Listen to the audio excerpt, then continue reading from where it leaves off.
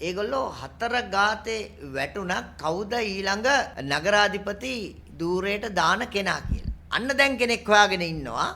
ඊට පස්සේ තුන්වෙනි කෙනෙක් රීසා සරුක් කියලා. රීසා සරුක් තමයි නගරාධිපති කියන්නේ කියලා කරන්නේ කියලා මුජිබුර් රහ්මාන් ඇතුළු කට්ටිය දැන් කියන්න පටන් ගන්නවා. මම දැක්කා පහුගිය දවස්වල රූපවාහිනියෙන් ප්‍රසිද්ධ නාලිකාවල රීසා සරුට්ට අදාළව අල්ලස් කොමිසමට පැමිණිල්ලක් යනවා. කුමක් සඳහාද?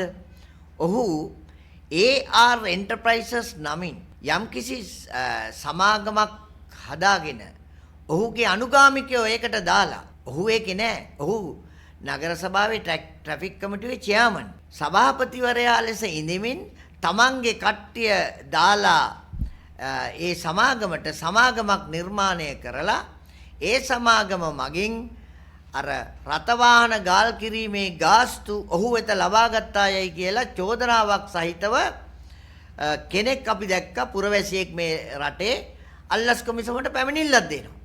දැන් අපි අහනවා මුජිබුර් රහ්මාන්ගෙන් අපි අහනවා සමගි ජන බලවේගයෙන් තමුන්නාන්සේලා නගරාධිපති කරන්න හදන්නේ මේ දූෂණ චෝදනාවක් එල්ල කරපු රිසා සාරුක්කද?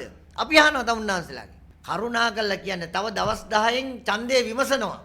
මේ ඡන්දය විමසන වෙලාවට හරි කියන්න කවුද ඔයගොල්ලන්ගේ නගරාධිපති? දැන් නගරාධිපති නමක් ඉදිරිපත් වෙලා තිනවා. එයාට දූෂණ චෝදනාවක් එල්ල වෙලා තිනවා.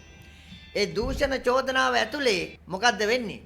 දූෂණ චෝදනාව ඇතුලේ මේකට සහයෝගය දෙන්න ඉන්න කෙනා දෙපාරක් හිතන්න වෙනවා. ඇත්තටම තමන් මේ සහයෝගය දෙන්න යන නගරාධිපතිවරයා කියා ගන්න කෙනා දූෂිත පුද්ගලයෙක්.